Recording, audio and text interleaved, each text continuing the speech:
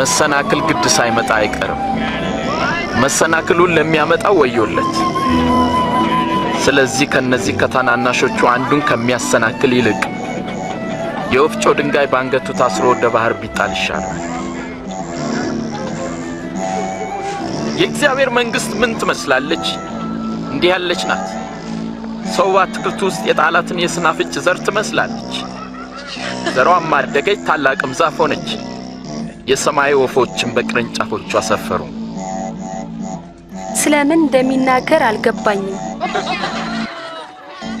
ስለምን ከቀራጮችና ከኃጢአተኞች ጋር አብረህ ትበላለህ? ጤነኞች ሐኪም አያስፈልጋቸውም፣ ሕመምተኞች ግን ያሻቸዋል። ጻድቃንን ወደ ንስሐ ልጠራ አልመጣሁም፣ ኃጢአተኞችን እንጂ።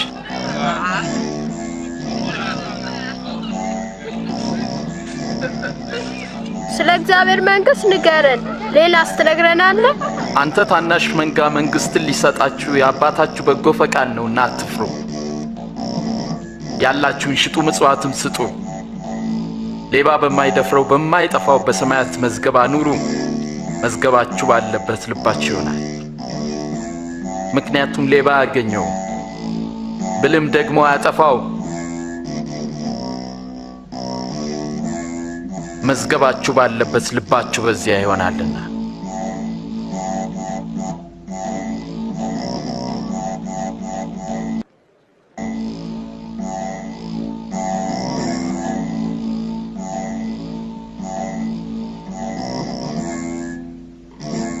አንቺ ሴት ከያዘሽ ደዌ ተፈውሰሻል።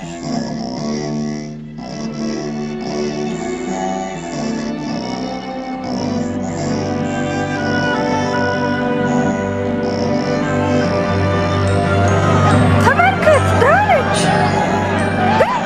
ተፈወሰች።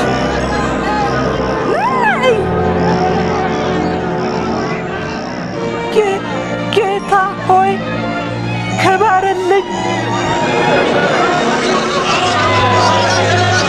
18 ዓመት ጌታ ሆይ ተመስገን።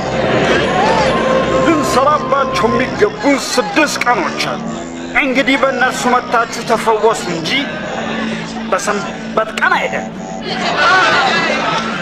እናንት ግብዞች፣ ከእናንተ እያንዳንዱ በሰንበት በሬውን ወይስ አህያውን ፈቶ ውሃ ሊያጠጣው ይወስደው የለምን?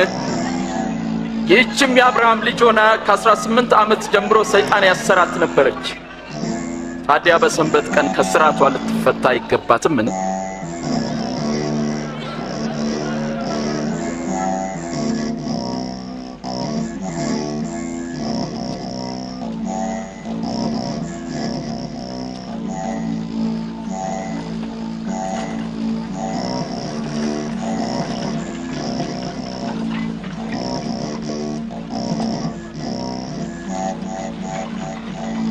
ቸር መምህር ሆይ የዘላለም ሕይወት እንዳገኝ ምን ማድረግ አለብኝ?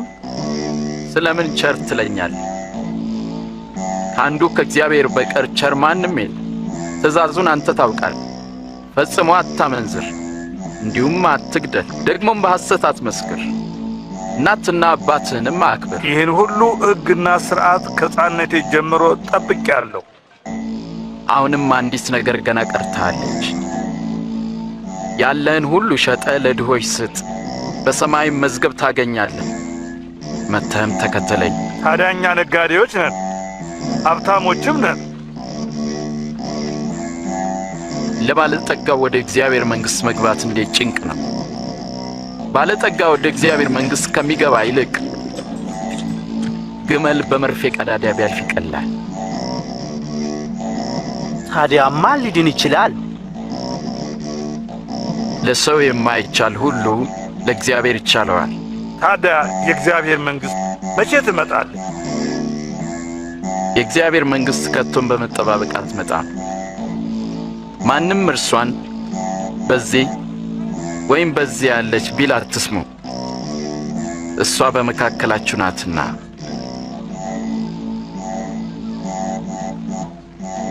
ከሰው ልጅ ቀኖች አንዱን ልታዩ የምትመኙበት ወራት እንደሚመጣ አውቁ፣ ግን አታዩትም። መብረቅ በርቆ ከሰማይ በታች ካለ ከአንድ አገር ወደ ሌላ አገር እንደሚያበራ የሰው ልጅ ቀን እንደዚያ ይሆናል። አስቀድሞ ግን ብዙ መከራ እንዲቀበል ከዚህም ትውልድ እንዲጣል ይገባዋል።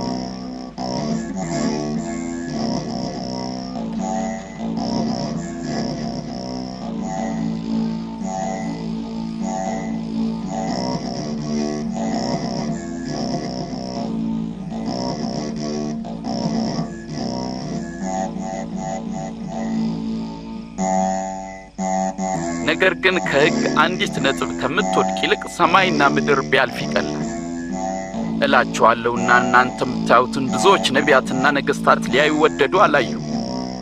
የምትሰሙትን ሊሰሙ ወደው አልሰሙም። ምን እናድርግ? በሕግ የተጻፈው ምንድን ነው? እንዴትስ ታነበዋለህ? ጌታ አምላክህን በፍጹም ልብ፣ በፍጹም ነፍስ፣ በፍጹም ኃይል ሐሳብህም ውደድ፣ ባልንጀራህንም እንደ ራስ አድርገህ ውደድ። ትክክል ነህ። ሕግም ፈጽም በሕይወትም ትኖራለህ። ጎረቤቴ ማን ነው? መቼም እነዚያ ወታደሮች አይሆኑ። ቄሳርስ ቢሆን? አንድ ጊዜ አንድ ሰው ከኢየሩሳሌም ወደ ኢያሪኮ ወረደ፣ በወንበዴዎች እጅ ወደቀ። እነሱም ገፈፉት፣ ደበደቡትም፣ በሕይወትና በሞት መካከል ትተውት ሄዱ። ድንገትም አንድ ካህን በዚያ መንገድ ወረደ፣ አይቶትም ገለል ብሎ አለፈ። እንዲሁም ደግሞ አንድ ሌዋዊ ወደዚያ ስፍራ መጣና አይቶት ገለል ብሎ አለፈ። አንድ ሳምራዊ ግን ሲሄድ ወደ እርሱ መጣ፣ አይቶትም ልቡ በሐዘን ተነካ። ቀርቦም ዘይትና የወይን ጠጅ በቁስሎቹ ላይ አፍስሶ አሰራቸው። ከዚያም በእርሱ አህያ ላይ አስቀምጦት ወደ እንግዶች ማደሪያ ወሰደው፣ አስታመመውም። በማግስቱም 2 ዲናር አውጥቶ ለባለቤቱ ሰጠና እርዳው፣ ከዚህም በላይ የምትከስረውን ሁሉ እኔ ስመለስ እከፍልሃለሁ አለው።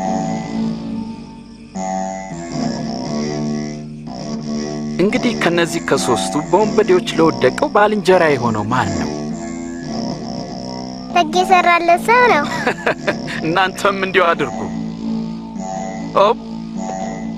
ሕፃናትን ወደ እኔ ይመጡ ዘንድ አትከልክሏቸው፣ የእግዚአብሔር መንግሥት እንደነዚህ ላሉት ናትና።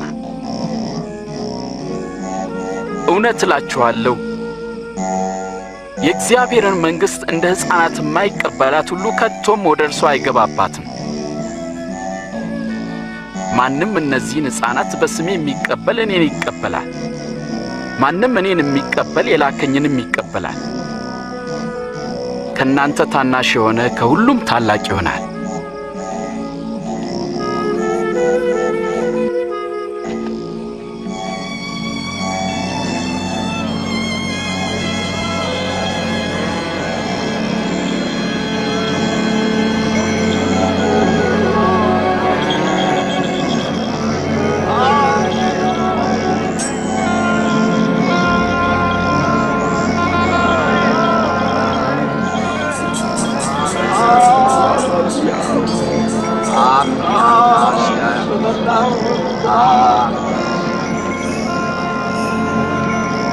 ሰማኸኝ? የምሰማው ምንድን ነው? የናዝሬቱ ኢየሱስ በዚህ በኩል እያለፈ ነው።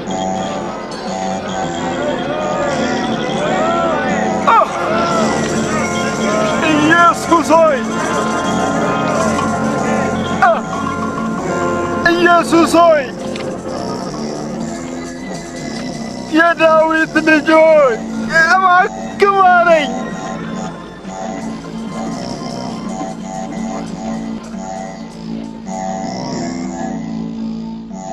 ምን እንዳደርግልህ ትወዳለህ? ማየት እፈልጋለሁ።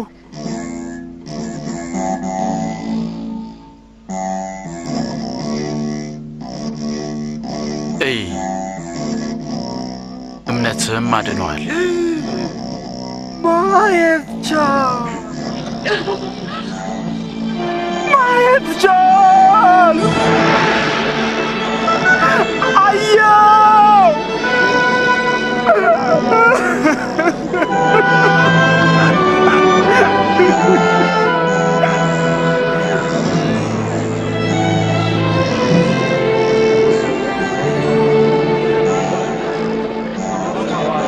ጌታ ኢየሱስ ወደ ኢየሩሳሌም ከተማ ሲሄድ ብዙ ሰዎች ተሰብስበው የደህንነትን መንገድ እንዲያሳያቸው ስለ እግዚአብሔር መንግሥትም እንዲያስተምራቸው ይጠይቁት ነበር።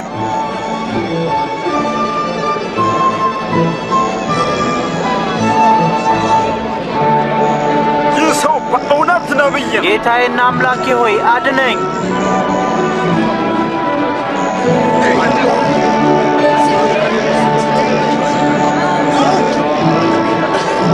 ኦ ጌታ ሆይ አድነን፣ አድነን። ጌታ ይመስገን። ጌታ ሆይ እውነተኛውን መንገድ አሳየን።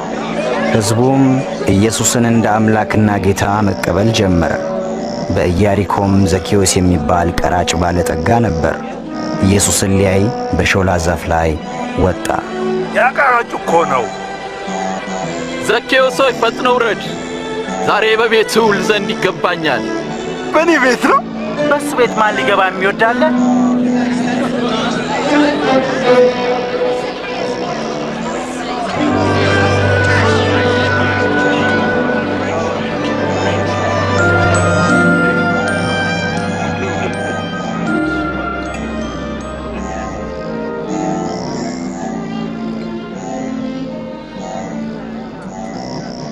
ስሙኝ፣ በእጄ ካለው ሀብት ከፊሉን ለድሆች እሰጣለሁ።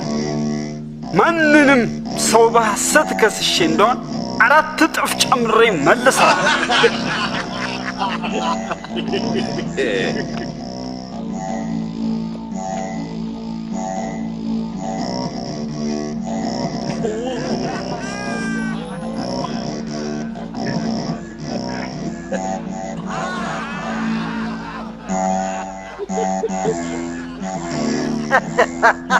እኔ አላምንም። ቀረጥ ሰብሳቢ ቀረጥ ሊመልሰን ይቻለዋል? አይመስለኝም።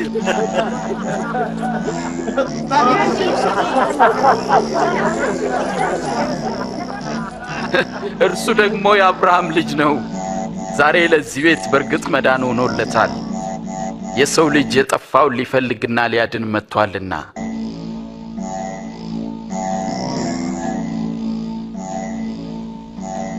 አድምጡኝ።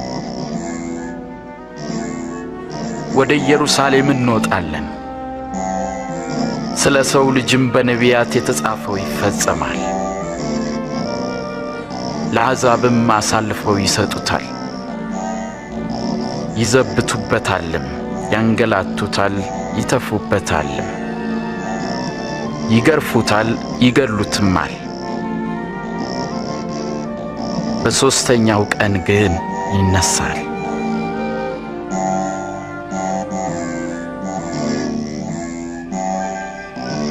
ጌታ ኢየሱስ ስለ ሰው ልጆች ኀጢአት መሞቱን እያወቀ ወደ ኢየሩሳሌም መንገዱን አቀና። ብዙ ሕዝብም በመምጣቱ ደስ ብሎት እንደ ንጉሥ ተቀበሉት።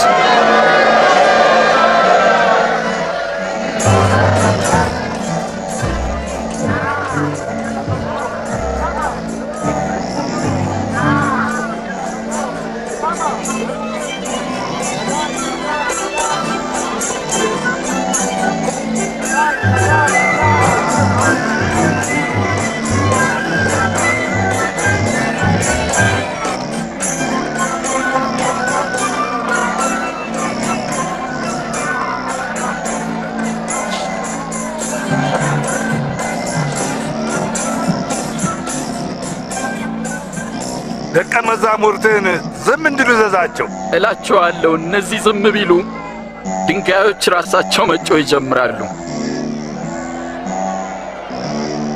ሆሳዕና በአርያም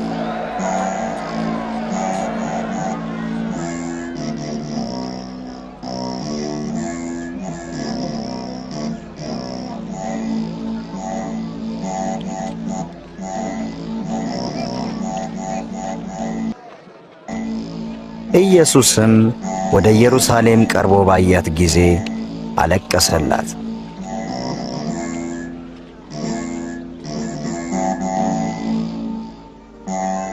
አንቺ ኢየሩሳሌም፣ ለሰላምሽ የሚያስፈልገውን ነገር በዚህ ቀን ምነው አውቀሽ ቢሆን ኖሮ! ይህ ነገር ከዓይንሽ ተሰውሮብሻል፣ ጠላቶችሽም በዙሪያሽ አጥራጥረዋልና ከበውም አንቺን የሚያስጨንቁበት ቀን ይመጣል። አንቺና ልጆችሽንም ወደ ታች ይጥላሉ። በአንቺ ውስጥም ድንጋይ በድንጋይ ላይ አይተውም። የመጎብኘትሽን ዘመን አላወቅሽምና።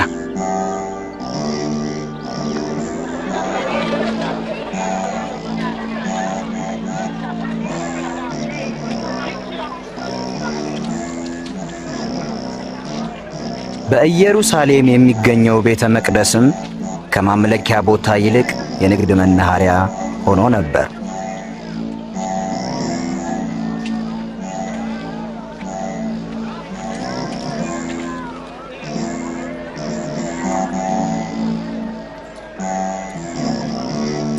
አምስት፣ ስድስት፣ ሰባት፣ ስምንት፣ ዘጠኝ፣ 10፣ 11፣ 12፣ 13፣ 14፣ 15፣ 16፣ 17፣ 18፣ 19፣ 20፣ 21፣ 22፣ 23፣ 24፣ 25፣ 26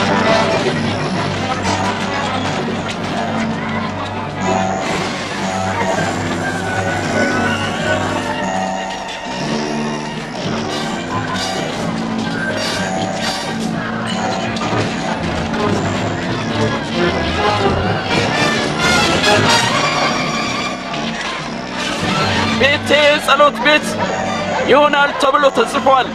እናንተ ግን የወንበዴዎች ዋሻ አደረጋችሁት። እርዶቹን ለቀቀብኝ! መልሳቸው! መልሳቸው!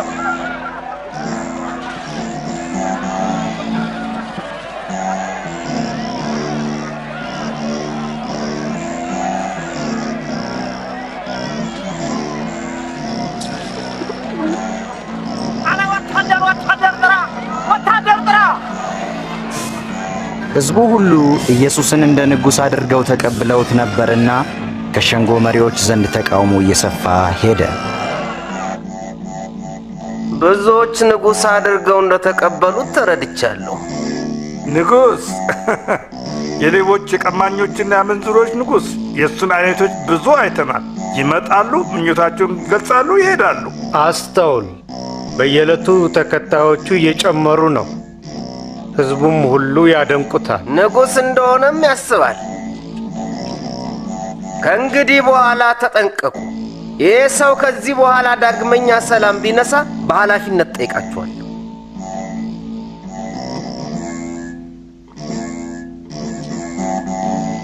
ልክ ሳይሆን አይቀርም። ያንን ገሊላዊ የምንቋቋሙበት ጊዜው አሁን ነው። ግብዞች የሆኑት የካህናት አለቆችና ጸሐፍት እሱን የመቃወማቸው ሁኔታ እያደገ ነበር። ከአይሁዶችም የሚከተሉት ቁጥራቸው እየጨመረ መጣ። እርሱ ከሚኮንናቸውም ተቃውሞ ሆነ። በቤተ መቅደስም ኢየሱስ አንዲት ድሃ መበለት 2 ሳንቲም ስትሰጥ አየ። በጣም ትንሽ ነው። ይችን ንፉግ አያችኋት? እላችኋለሁ ይህች ድሃ መበለት ከሁሉ ይልቅ አብልጣ ጣለች። እነዚህ ሁሉ ከትርፋቸው ወደ እግዚአብሔር መዝገብ ጥለዋልና፣ ይህች ግን ከጉለቷ የነበራትን ትዳሯን ሁሉ ጣለች። በል ተናገር፣ እነዚህም በምን ሥልጣን ታደርጋለህ? ሥልጣንስ የሰጠ ማን ነው? እኔ ደግሞ ልጠይቃችሁ፣ ለመሆኑ የዮሐንስ ጥምቀት ከሰማይ ነበረች ወይስ ከሰው?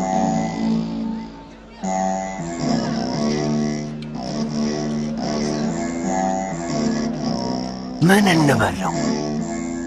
ከሰማይ ነው ብንል ስለምን ዮሐንስን አላመናችሁትም ይለናል። ከሰው ነው ብንል ደግሞ የሁሉ ሕዝብ በድንጋይ ይወግሩናል። ዮሐንስ ነቢይ እንደነበረ ሕዝቡ ሁሉ ያምናል። ከየት እንደመጣ አናውቅም። እኔም በምን ሥልጣን ይህን እንደማደርግ አልነግራችሁም።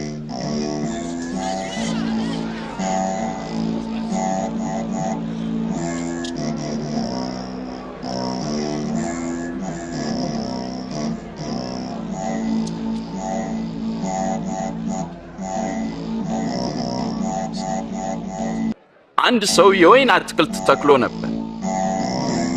ለገበሬዎችም አከራይቶ ለብዙ ዘመን ወደ ሌላ አገር ሄደ። የወይኑ ማፍሪያ ወቅት በደረሰ ጊዜ ከወይኑ አትክልትና ፍሬ እንዲሰጡት አንድ ሎሌ ወደ ገበሬዎቹ ላከ። ገበሬዎቹ ግን ደበደቡት፣ ባዶውንም ሰደዱት። ስለዚህ ሌላ ሎሌ ላከ። እነርሱም ያንን ሎሌ ደበደቡት፣ አዋርደውም ወደ ጌታው ላኩት። ጨምሮም ሦስተኛውን ላከ። እነርሱም ይህን ደግሞ ክፉኛ አቆሳሰሉት። ከዚያም የወይኑ ባለቤት ምን ላድርግ? አንድ ልጄም ብልክ ይሻላል፣ ምናልባት እሱን አይተው ያፍሩታል አለ። ገበሬዎቹ አይተውት ግን እርስ በርሳቸው ተማከሩ። ወራሹ እርሱ ነውና ርስቱ ለእኛ እንዲሆን እንግደለው አሉ። ጌታ ሆይ ሌላም ንገረን። ከወይኑ አትክልት አውጥተው ገደሉት። እንግዲህ የወይኑ አትክልት ጌታ ምን ያደርጋቸዋል? ገበሬዎቹን ያስወግዳል፣ የወይኑንም አትክልት ለሌሎች ይሰጣል። ለመሆኑ ይህ ቃል ምን ማለት ነው? ግንበኞች የናቁት ድንጋይ እርሱ ከሁሉም በለጠ፣ የማዕዘን ራስም ሆነ። በዚያም ድንጋይ ላይ የሚወድቅ ሁሉ ይቀጠቀጣል። ማንኛውንም የሚወድቅበትን ግን ይፈጨዋል፣ ያደቀዋል። መምህር ሆይ ያስተማርካቸው ሁሉ እውነት እንደሆነና የሰውንም ፊት አይተህ እንዳታዳላም እናውቃለን። የእግዚአብሔርን የእውነት ቃል ታስተምራለህ። እስቲ ንገረን፣ እንደ ሕጋችን ለሮማ ቄሳር ግብር መገበር ተገቢ ነው ትላለህ ወይስ አይደለም? እስቲ አንድ ሳንቲም አሳዩ።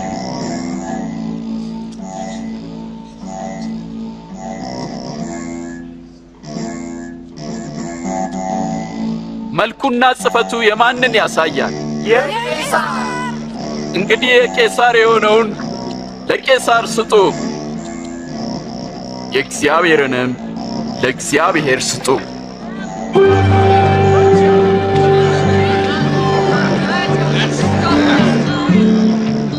ፋሲካንም ሊያደርጉበት የሚገባ የቂጣ በዓል በደረሰ ጊዜ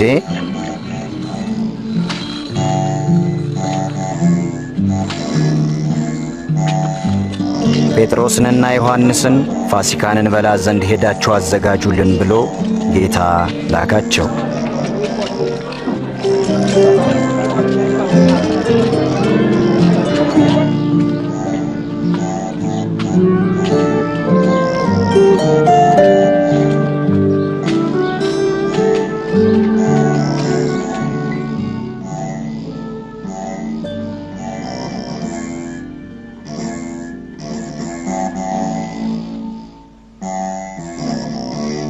ከመከራዬ በፊት ከእናንተ ጋር ይህን ፋሲካ ልበላ እጅግ እመኝ ነበር። እላችኋለሁ የእግዚአብሔር መንግሥት እስኪፈጸም ድረስ ወደፊት ከዚህ አልበላም።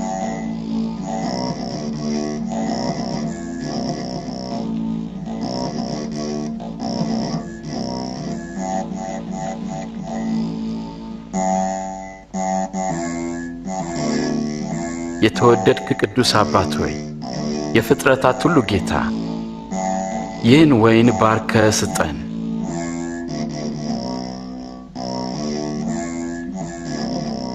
ይህን እንካችሁ በመካከላችሁ ተካፈሉት።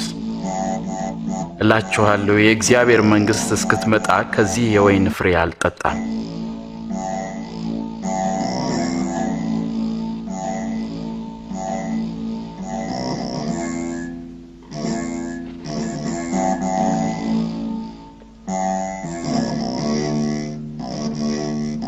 ቅዱስ የሆንከው የዓለም ንጉሥ፣ የፍጥረታት ሁሉ ጌታ፣ ይህንን ኅብስት ባርከ ስጠን።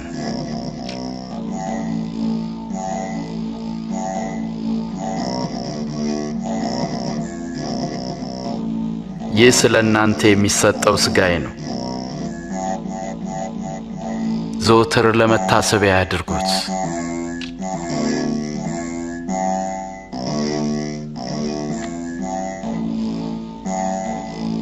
ይህ ጽዋ ስለ እናንተ ለሚፈሰው ደሜ የሚሆን አዲስ ኪዳን ነው።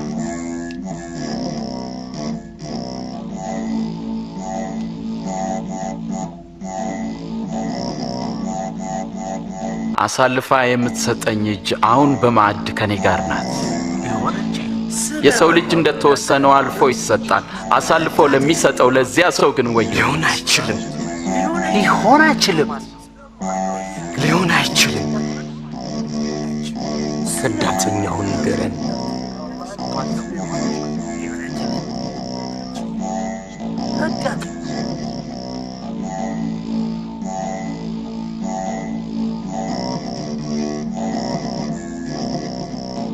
ከእናንተ ታላቅ እንደ ታናሽ ይሁን፣ አለቃም እንደ አገልጋይ ይሁን። በማዕድ ከተቀመጠውና ካስተናጋጁ ማንኛው ታላቅ ነው? የተቀመጠው አይደለምን? እኔ ግን በመካከላችሁ እንደሚያገለግለው ነኝ። እናንተም በፈተናዎቼ ከኔ ጋር ጸንታችሁ ኖራችሁ አባቴ እኔን እንደሾመኝ እኔ ደግሞ በመንግስቴ በማዕዴ ትበሉና ትጠጡ ዘንድ በ12ቱም እስራኤል ነገድ እንድትፈርዱ በዙፋኖች ትቀመጣላችሁ። ስለዚህ ከዳተኛ የለም ማለት ነው። ስምዖን ስምዖን ሆይ ሰይጣን ሁላችሁንም ሊፈትናችሁ ፈለገ፣ እንደ ስንዴ ሊያበጥራችሁና ሊፈትናችሁ አብዝቶ ለመነ። ግን እምነትህ እንዳይጠፋ ስላንተ ማለዱ። አንተም ወደ እኔ በተመለስህ ጊዜ ወንድሞችን አጽና። ጌታ ሆይ እኔ ካንተ ጋር ለመታሰርና ለመሞትም ዝግጁ ነኝ። አስተውል ጴጥሮስ፣ ዛሬ ዶሮ ከመጮሁ በፊት አላውቀውም ብለህ 3 ጊዜ ትክደኛለህ።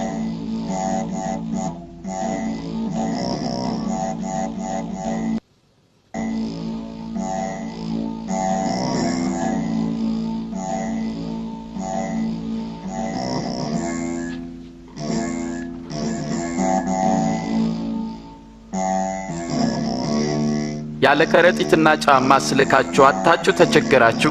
በፍጹም ምንም ነገር። አሁን ግን ኮረጆም ሆነ ከረጢት ያለው ንብረቱን በእጁ ያዝ፣ በመታጠቂያውም ሰይፍ የሌለው ልብሱን ሸጦ ይግዛ። ከአመፀኞች ጋር በአንድነት ተቆጠረ ተብሎ በቃሉ የተጻፈውም በእኔ ይፈጸም ዘንድ ተቃርቧል።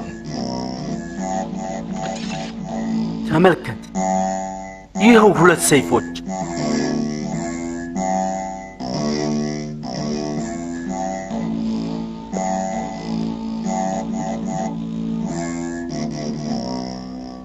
ይበቃል። የካህናት አለቆችም ኢየሱስን እንዴት ማጥፋት እንደሚችሉ ተማከሩ። ከ12ቱ አንዱ በሆነው በአስቆሮቱ ይሁዳ ውስጥ ሰይጣን ገባበት። ኢየሱስንም አሳልፎ ሊሰጥ ወደ ካህናት አለቆች አመራ። ኢየሱስም ይጸልይ ዘንድ ከኢየሩሳሌም ወደ ደብረ ዘይት ተራራ ሄደ።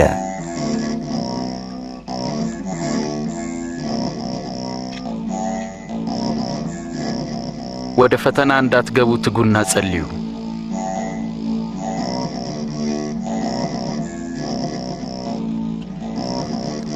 የአስቆሮቱ ይሁዳ ጌታ ኢየሱስን ለ30 ብር አሳልፎ ሰጠ።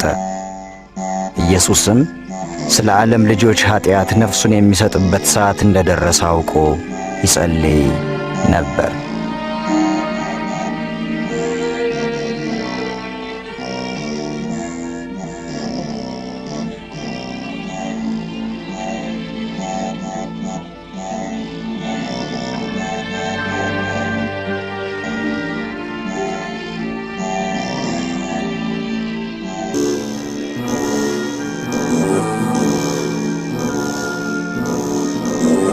አባት ሆይ ፈቃድህ ቢሆን ይህች ጽዋ ከኔ ትለፍ። ነገር ግን የኔ ሳይሆን ያንተ ፈቃድ ይፈጸም።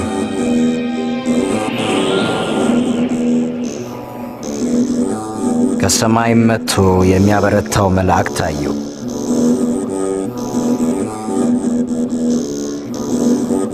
አጽንቶም በጣር ሲጸልይ ወዙም በምድር ላይ እንደሚወርድ እንደ ደም ነጠብጣብ ነበረ።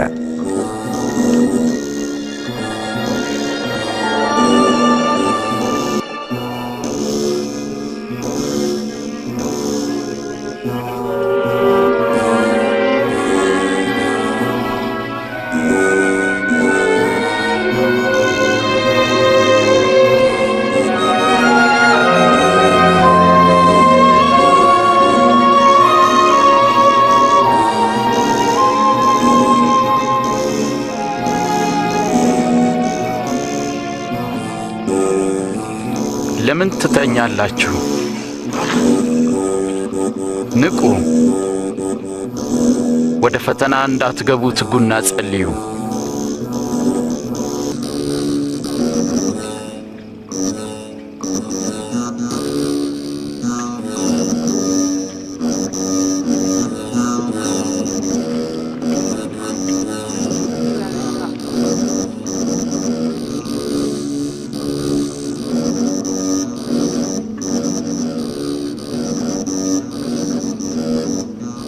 ይሁዳ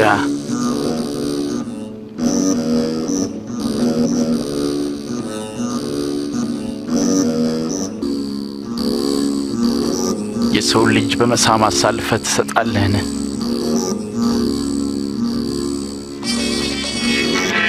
ጌታ ሆይ በሰይፍ እንምታቸውን?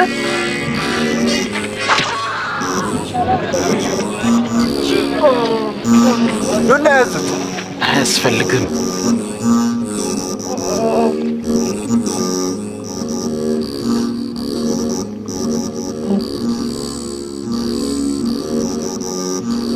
ተአምር ነው። ወንበዴን እንደምትይዙ ሰይፍና ጎመድ ይዛችሁ መጣችሁን? በመቅደስ ዕለት ዕለት ከእናንተ ጋር ስሆን እጃችሁን አልዘረጋችሁብኝ። ግን ይህ የእናንተና የጨለማው ሥልጣን ጊዜ ነው።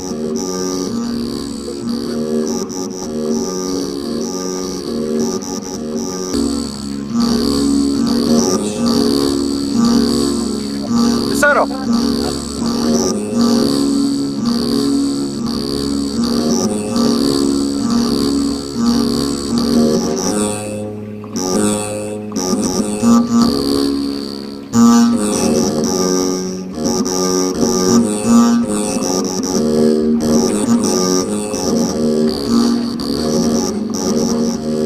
በደንብ ጠብቁት።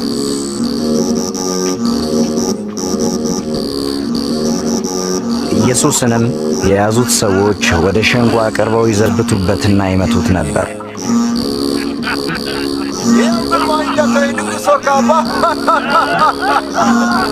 ምን እንደሚሆን ስለ ወደፊቱ ንገረን።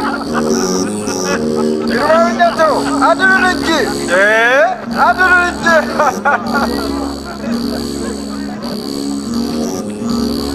ይህ ሰው ከኢየሱስ ጋር ነበር። ሴትዮ የምትዩን ሰው አላውቀውም። አብረው አይቻቸዋለሁ።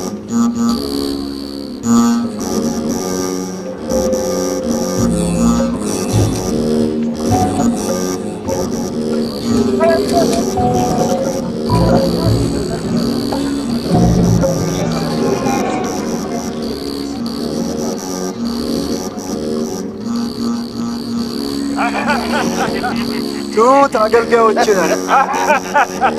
የተከበርነውን እኛን ስትመለከት ምን ይመስልሃል?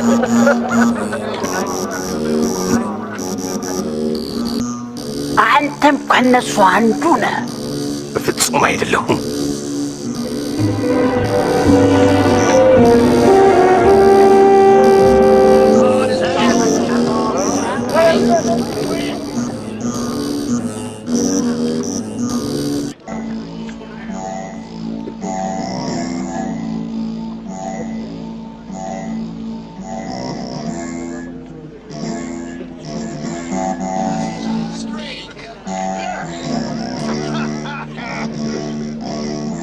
እርሱ የገሊላ ሰው ነው።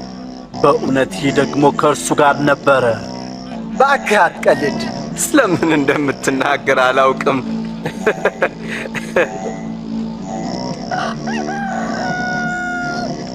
ኢየሱስም ዘወር ብሎ በቀጥታ ጴጥሮስን አየው። ጴጥሮስም ጌታ ዛሬ ሌሊት ዶሮ ሳይጮህ 3 ጊዜ ትክደኛለህ ያለው ትዝ አለው።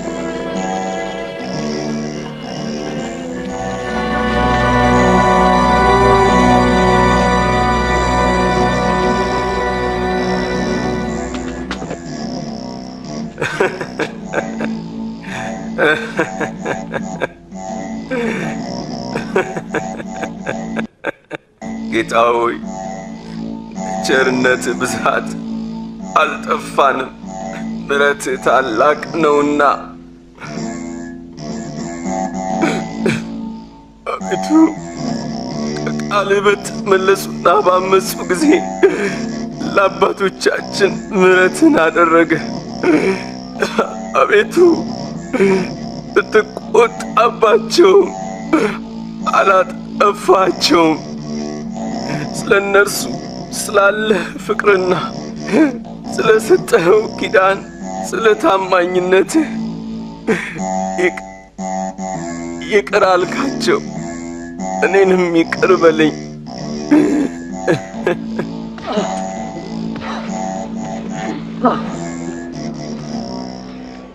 እስቲ በቃ ማነው የመታ? ትንቢት ተናገር።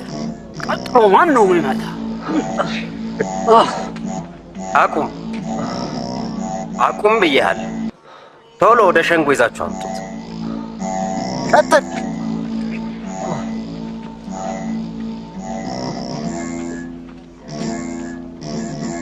የሃይማኖት መሪዎችና ሽማግሌዎች ኢየሱስን ለጥያቄ አቀረቡት።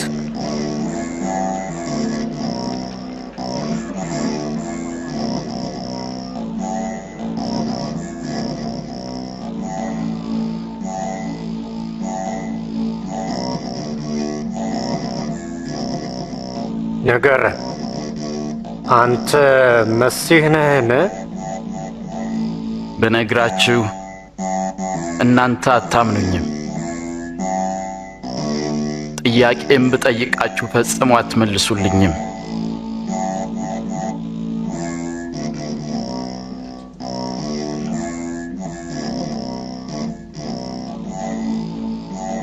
ነገር ግን ከአሁን ጀምሮ የሰው ልጅ በእግዚአብሔር ኃይል ቀኝ ይቀመጣል።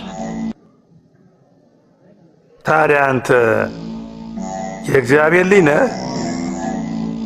አንተ እንዳልከው ነው።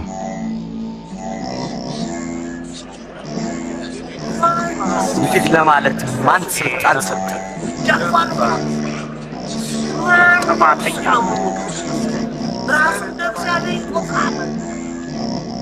ያለውን እኛ በጆሮአችን ሰምተናል።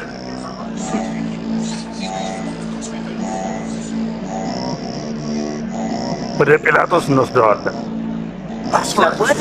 አስወግደው፣ ከዚህ አስወግደው።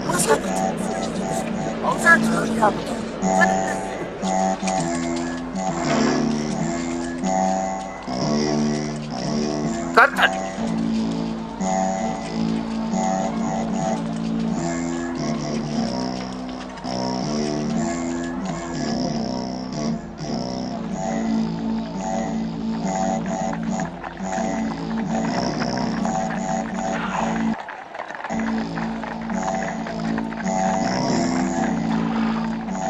ቀጥሎም ወደ ጴንጤናዊ ጲላጦስ ወሰዱት። ጲላጦስም ከሮማውያን ገዢዎች ሁሉ ለብዙ ሺህ ሰዎች መሰቀል ምክንያት የሆነ ሰው ነበር። በዚህ ማለዳ ምን ፈልጋችሁ ነው የመጣችሁ? ይህ ሰው ሕዝቡን ሲያሳምፅ ይዘነዋል። በቤተ መቅደስ ገበያ ታላቅ ረብሻን ፈጥሯል። ታዲያ ቅጣቱ ምን መሆን አለበት? ፍረድበት። በዚህ ሰው ላይ ምንም ጥፋት አላገኘሁበትም። ይህ ሕዝባችንን ሲያጣምም ለቄሳርም ግብር እንዳይሰጥ ሲከለክል እኔ ክርስቶስ ንጉሥ ነኝ ሲል አግኝተነዋል። ንጉሥ? አንተ የአይሁድ ንጉሥ ነህን? አዎ እንዳልከው ነው። ገሊላን አውቆ አሁን ደግሞ ወደዚህ መጣ። በገሊላ ይህ ሰው ገሊላዊ ነውን? ስለዚህ ነገሩን ሄሮድስ ሲመልከተው፣ እሱ አሁን በኢየሩሳሌም ነው። ወደ ሄሮድስ ውሰዱት።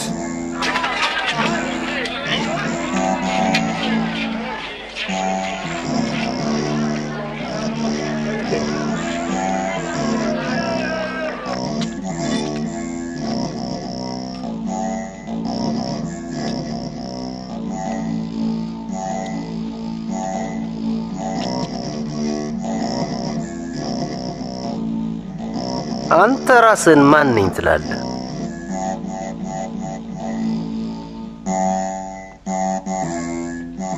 ደቀ መዛሙርትስ እነማን ናቸው?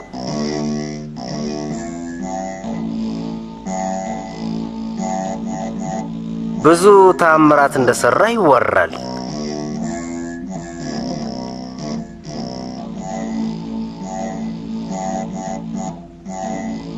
እስቲ ለእኔም አድርግልኝ። ንጉሥ ሆይ፣ ይህ ሰው ሕዝቡን ሁሉ ያሳምጻል፣ ራሱንም ንጉሥ ነኝ ብሎ ይጠራል። ይሄ ሰውዬ ንጉሥ?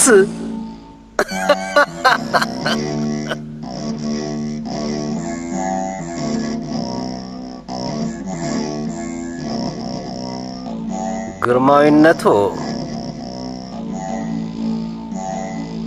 በደንብ ግረፉት።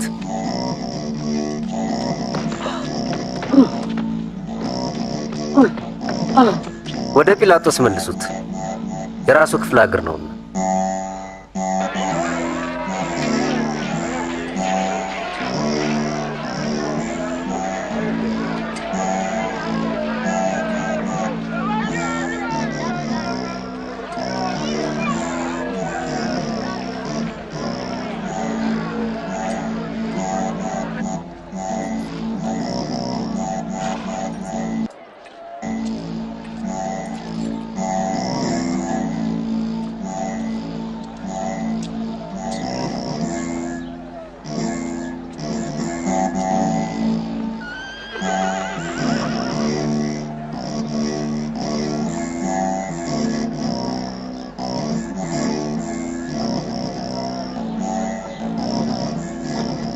ይህ ሰው ለሞት የሚያበቃው ምንም ነገር አልፈጸመም።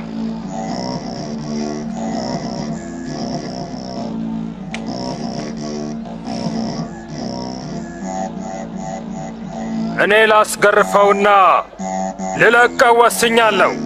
በዚህ የቂጣ በዓል ላይ አንድ ሰው እንድትለቅልን ቃል ገብተህልን ነበር። ለእኛ በርባንን ፈተህልን። ይህን ሰው ግን አስወግደው። በርባንን ፍታልን።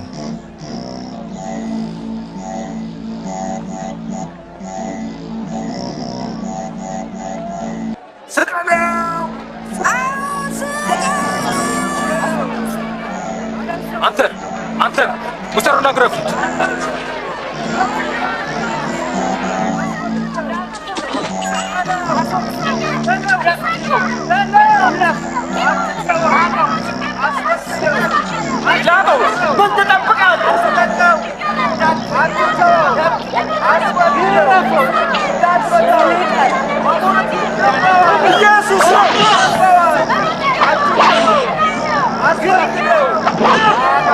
ለምን ታሰቃዩታላችሁ?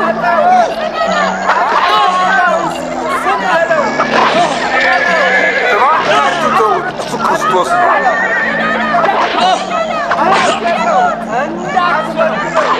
ምንም ነገር አላደረገም።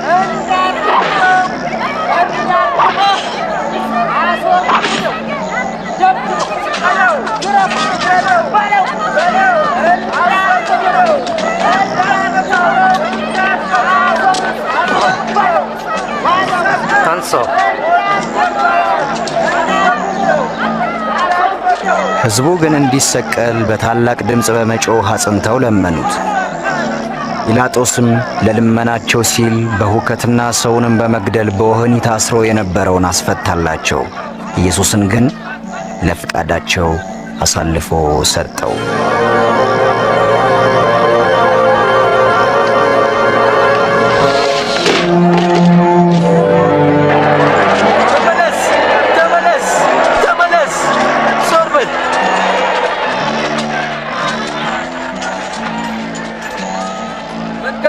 ልቀቁለት! ተመለስ! ዞር በል! ተመለስ! ልቀቁለት! መንገድ ልቀቁ! ውጣ!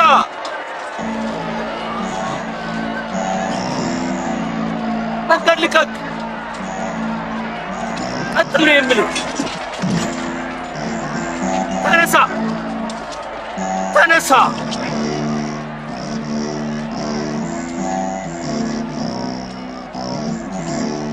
አንተ ስምህ ማን ነው? ስምዖን ነኝ ከቀሬና። ና ወደዚህ። ገመዱን ቁረጥ።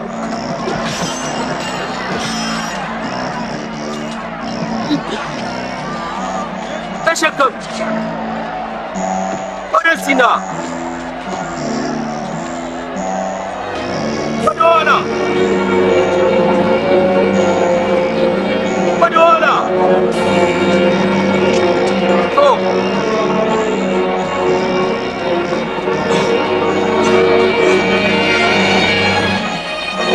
ቀጥሉ፣ መንገድ ልቀቁ።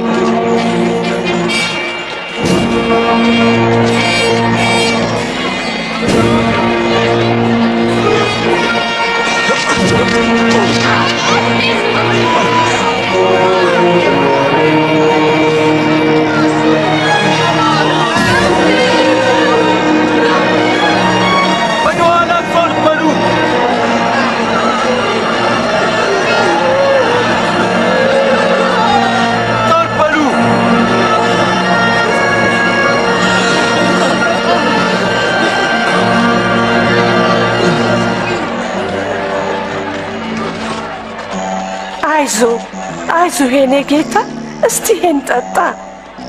የኔ ጌታ እንካ እስቲ ጠጣ። የኢየሩሳሌም ሴቶች ሆይ ስለ እኔ አታልቅሱ፣ ለራሳችሁና ለልጆቻችሁ አልቅሱ። ያልወለዱ ማኅፀኖችና ያላጠቡ ጡቶች እንዴት የታደሉ ናቸው የሚባልበት ቀን ይመጣል። እኔም ጌታ ሆይ አይዞህ የኔ ጌታ።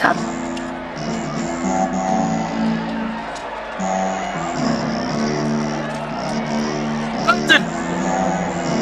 ወደዚህ ወደዚህ! ፍጠን ፍጠን! አሁን አንተ ሂድ! ቀጥል! ፍጠን! ሂድ!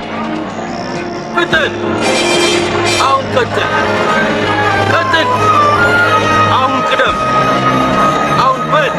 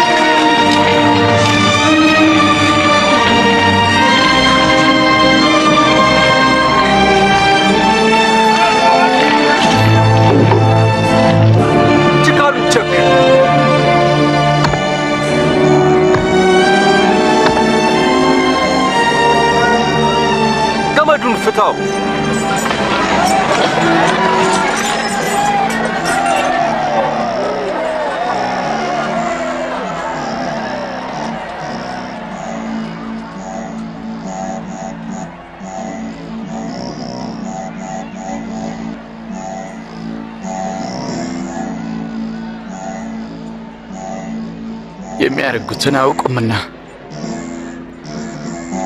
አባቱ ይቅር በላቸው።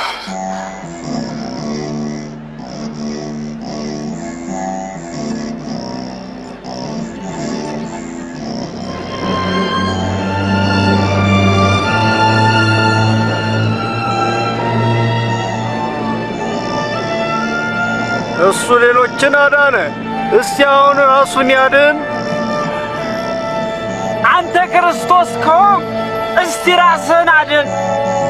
እስቲ ከመስቀል ውረድ። እስቲ ከታምራቶችህ አንዱን አሳየን።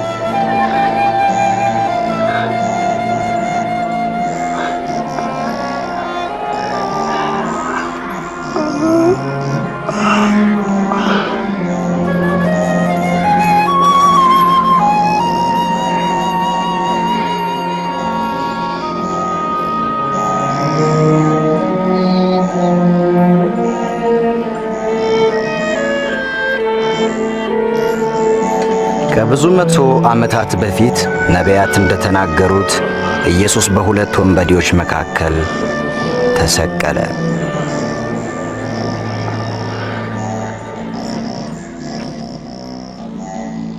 ይህ ተራ ልብስ ሳይሆን ውድ ልብስ ነው። ወደዚያ እንሂድ። አትቅደደው፣ ልንገርህ። ዕጣ እንጣጣል።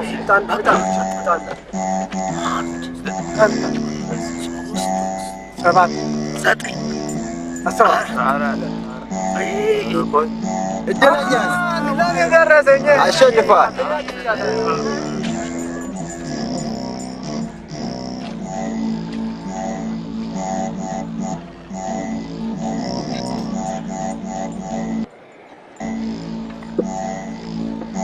ይህ የአይሁድ ንጉሥ ነው የሚል ጽሑፍም በመስቀሉ ላይ አኖሩ።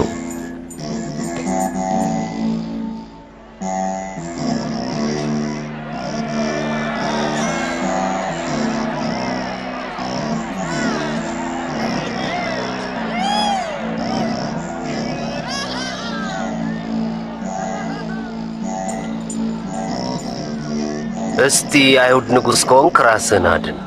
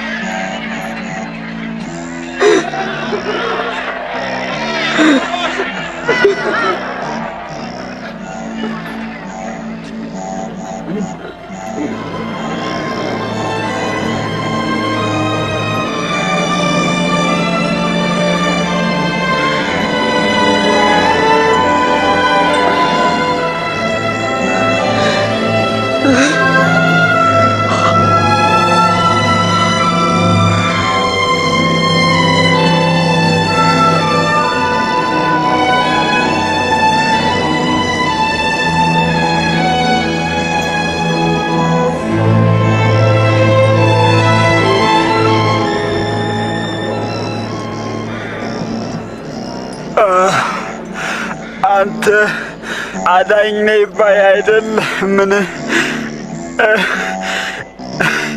ራስህንም እኛንም እስኪ ስታድነን ይታይ። እግዚአብሔርን አትፈራም? እኛስ በጥፋታችን ነው የተፈረደብን፣ እርሱ ግን ምንም ነገር አላጠፋም።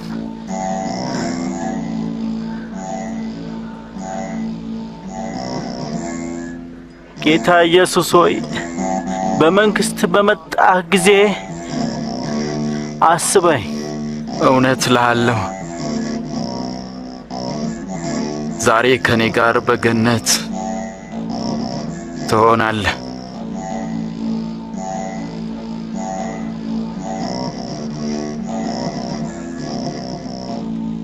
ስድስት ሰዓትም ያህል ነበረ። ጨለማም እስከ 9 ሰዓት በምድር ሁሉ ላይ ሆነ።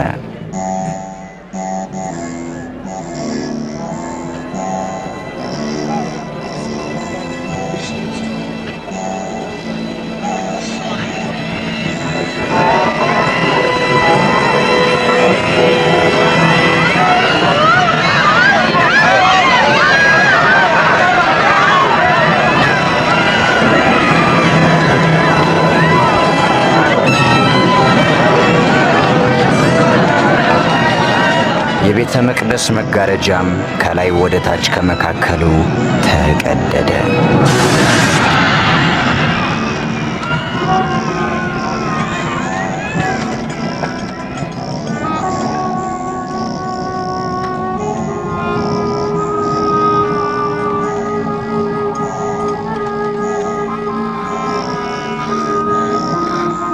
አባት ሆይ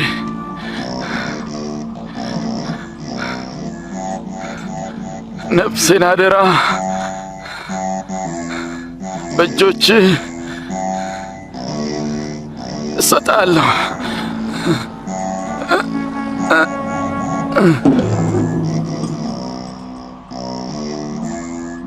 የወታደሮቹም አለቃ የሆነውን ነገር ባየ ጊዜ እንዲህ ሲል እግዚአብሔርን አከበረ። ይህ ሰው በእርግጥ ጻድቅ ነበረ፣ እግዚአብሔር ይመስገን።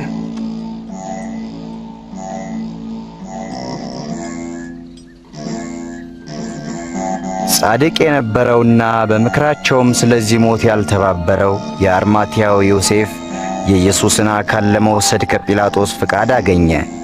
ወስዶም የሰንበት ቀን ከመግባቱ በፊት ከድንጋይ በተወቀረ አዲስ መቃብር ውስጥ አኖረው።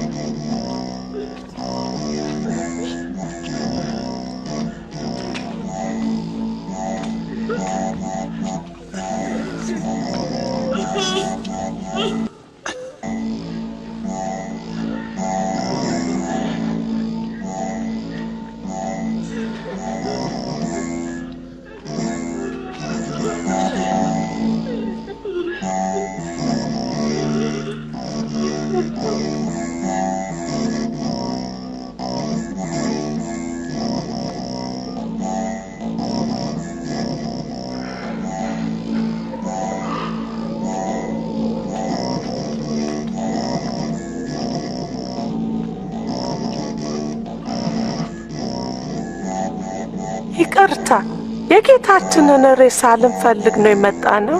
መልካም አድርጋችኋል። ሰንበት ሊገባ ስለሆነ ግን እንሂድ።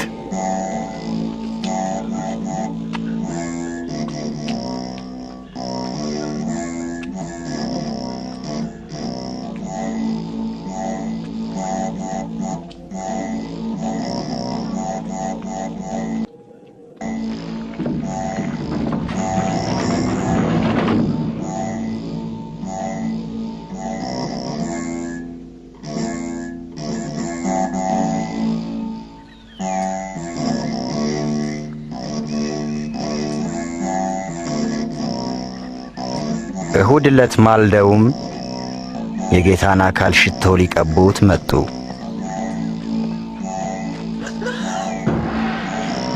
ድንጋዩ ከመቃብሩ ላይ ተንከባሎ አገኙት። ወደ ውስጥም ሲመለከቱ የጌታ ኢየሱስን አካል አላገኙትም።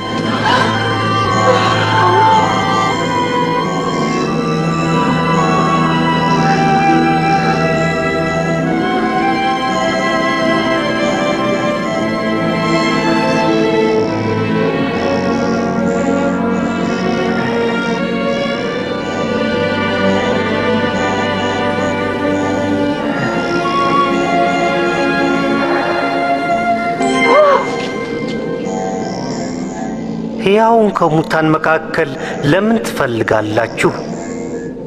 በዚህ የለም፣ ተነስቷል። በገሊላ ሳለ የሰው ልጅ አልፎ በኃጢአተኞች ዘንድ ይሰጣል፣ ይሰቀላልም፣ በሦስተኛውም ቀን ከሞት ይነሳል ብሎ የነገራችሁን አስታውሱ።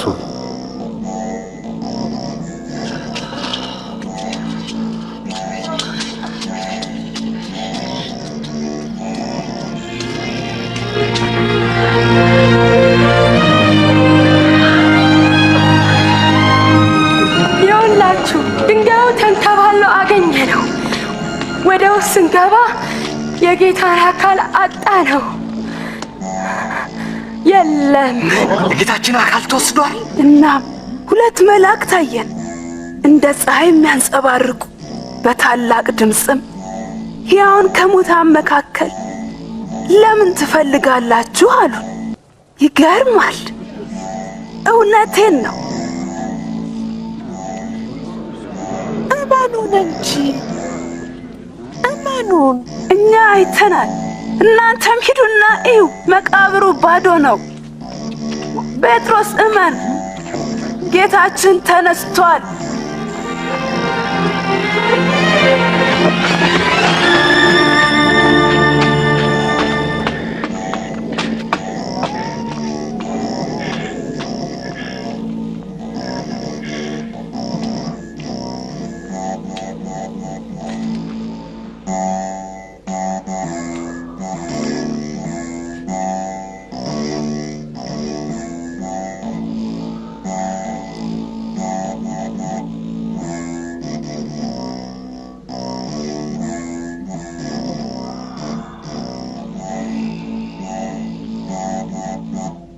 ኢየሱስ ለሁለቱ ደቀ መዛሙርት ታየ።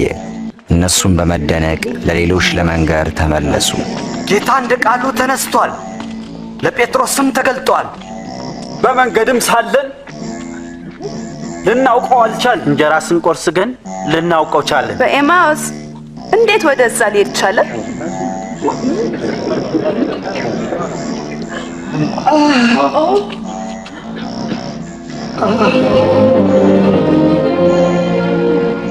ሰላም ለእናንተ ይሁን።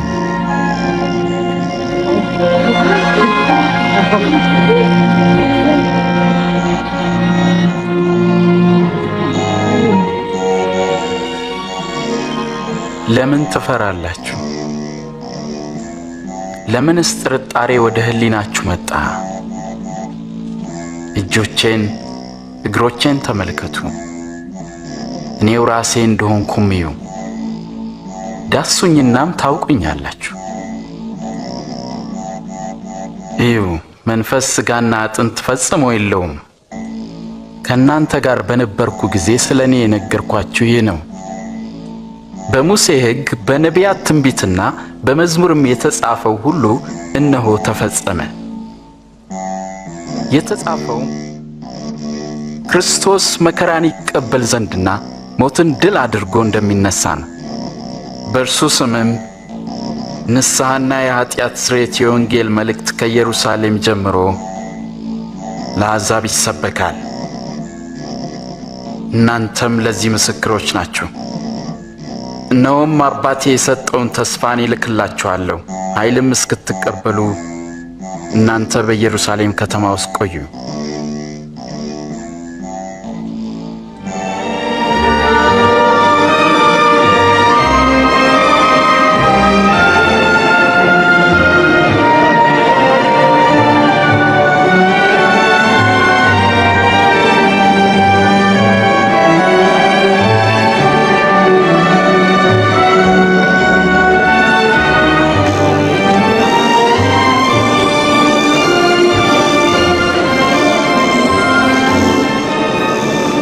እግዚአብሔር ይባርካችሁ። ስልጣን ሁሉ በሰማይና በምድር ተሰጠኝ። እንግዲህ ሂዱና አሕዛብን ሁሉ በአብ በወልድና በመንፈስ ቅዱስ ስም እያጠመቃችኋቸው ያዘዝኳችሁንም እንዲጠብቁ እያስተማራችኋቸው ደቀ መዛሙርቴ አድርጓቸው። እነሆም እኔ እስከ ዓለም ፍጻሜ ድረስ ሁልጊዜ ከእናንተ ጋር ነኝ። አሜን።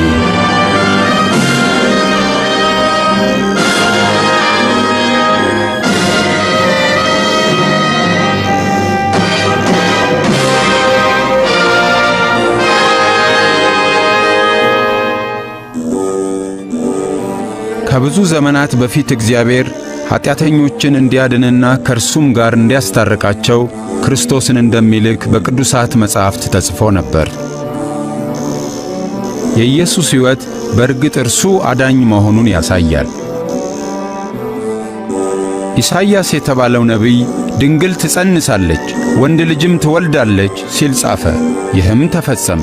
ገና ድንግል ሆና ሳለ እግዚአብሔር በኃይሉ እንድትጸንስና ኢየሱስንም እንድትወልድ አደረገ።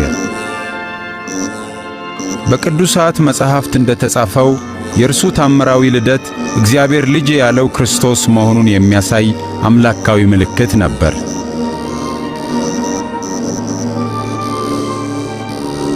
ሰዎች ኢየሱስን ሲመለከቱ የእግዚአብሔርን ማንነትና ኃይል ያያሉ። ሰዎችን ይፈውሳል፣ ኃጢአታቸውንም ይቅር ይላል። በእርሱ ዘላለማዊ መንግሥትም ስፍራ እንደሚያዘጋጅላቸው ተስፋን ይሰጣል። ኢየሱስ ለሰው ልጆች ተሰቃየ፣ ሕይወቱንም መሥዋዕት አደረገ። የእርሱም ኃይል ከሞት ኃይል የሚበልጥ መሆኑን ለማሳየት ሕያው ሆነ። ኢየሱስ ክርስቶስ ሕይወቴን ላኖራት ሥልጣን አለኝ፣ ላነሳትም ሥልጣን አለኝ ሲል ተናገረ። የኢየሱስ ሕይወት የነቢያት ትንቢት ፍጻሜ ሲሆን የእግዚአብሔር ቅዱስ ቃል ነቢያት እንደተናገሩለት እንደዚያው እንከን የለሽና ዘላለማዊ መሆኑን አረጋግጧል። በእርግጥም ኢየሱስ የእግዚአብሔር ቃል ነው። እግዚአብሔርም በኢየሱስ ክርስቶስ በኩል ራሱን ለዓለም ሕዝብ ገልጧል። ክርስቶስ ኢየሱስም ሰማይና ምድር ያልፋሉ፣ ቃሌ ግን አያልፍም በማለት ተናግሯል። እግዚአብሔር የመጀመሪያዎቹን ወንድና ሴት ሲፈጥር የነበረውን ያንን የተትረፈረፈ ሕይወት መልሶ ሊሰጠን ኢየሱስ መጣ። እነርሱ እግዚአብሔርን አልታመኑም፣ ትእዛዛቱንም አልጠበቁም። ይህም አሳፋሪ ድርጊት ከእግዚአብሔር ለያቸው። በመጻሕፍት የሰው ዘር ሁሉ ኀጢአትን ሰርቶአል፣ የኀጢአትም ደሞዝ ሞት ነው ተብሎ ተጽፏል። ኀጢአትን ያደረጉ ሰዎች ከእግዚአብሔር ጋር በመልካም ግንኙነት ሊኖሩ አይችሉም። በአብርሃም ልጅ ምትክ እንዲሞት እግዚአብሔር ጠቦትን እንደሰጠ ሁሉ በአዳም ዘር ምትክ እንዲሞት ኢየሱስን ላከው። በእርሱ የሚያምኑና በኢየሱስ የሚታመኑ ሰዎች ወደ እግዚአብሔር መግባት ይችሉ ዘንድ ይህንን አደረገ።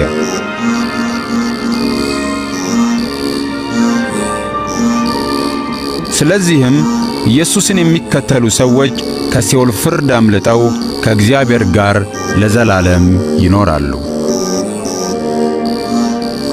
ኢየሱስ ንስሐ ለሚገቡና ወደ እኔ ለሚመለሱ ሁሉ እግዚአብሔር የኀጢአትን ይቅርታ ይሰጣል፣ በስሜም ለሰዎች ሁሉ ወንጌል ይሰበካል ሲል ከሞት ከተነሣ በኋላ ለተከታዮቹ ተናግሯል። ኢየሱስ በተጨማሪ የእግዚአብሔርን መንፈስ እንደሚልክላቸውና መንፈሱም ከእነርሱ ጋር በመሆን ወደ እውነት ሁሉ እንደሚመራቸው የእግዚአብሔርንም መንገድ እንዲከተሉ ኃይልን እንደሚሰጣቸው ተናግሯል። አንዲት ኃጢአተኛ ሴት ንስሐ ገብታ ኢየሱስን ጌታዋ አድርጋ ስትከተል ኢየሱስ ኃጢአትሽ ተሰርዮልሻል፣ በእኔ ላይ ያለሽም እምነት አድኖሻል ብሎታል። ሰዎች እግዚአብሔርን በእውነት ከወደዱ እግዚአብሔር ኃጢአታቸውን ይቅር ይላል። ኢየሱስ ክርስቶስ ሰዎች እርሱን እንዲከተሉ ይጠራቸዋል። የኢየሱስ ተከታዮች ለመሆን የወሰኑ ሰዎች ከእርሱ ጋር ያላቸውን ግንኙነት እንደዚህ በማለት ሊጀምሩ ይችላሉ። እግዚአብሔር አባት ሆይ፣ አንተ ጻድቅ ነህ፣ ስለምትወደኝ አመሰግንሃለሁ። ትእዛዛትን ስላልፈጸምኩና አንተን ስለበደልኩ እጸጸታለሁ። ኢየሱስ በእኔ ምትክ በመስቀል ላይ እንዲሞትና ከሞትም እንዲነሣ ስለላክልኝ አመሰግንሃለሁ። እኔም ስለ ሠራሁት ኀጢአት እርሱ ስለ ተሰቃየልኝ አመሰግንሃለሁ። ያንተን መንገድ መከተል እፈልጋለሁ። ኢየሱስንም አዳኜና ጌታዬ አድርጌ አምናለሁ። ኀጢአቴንም ይቅር ስላልከኝ ወደ አንተም እንድመጣና በመንግሥትም ካንተ ጋር ለዘላለም እንድኖር በሩን ስለ ከፈትክልኝ አመሰግንሃለሁ። ቅዱሱን መንፈስህን እንድትሰጠኝ እርሱም ከእኔ ጋር በመኖር መንገድህን እንዲያሳየኝ በሙሉ ልቤ እንድወድህና አንተንም ደስ የሚያሰኝ ሕይወት እንድኖር ኃይልን እንዲሰጠኝ እለምንሃለሁ። በዚህ ምድር የሚኖሩ ሰዎች ሁሉ በሁሉም ስፍራ ያመስግኑህ። አሜን።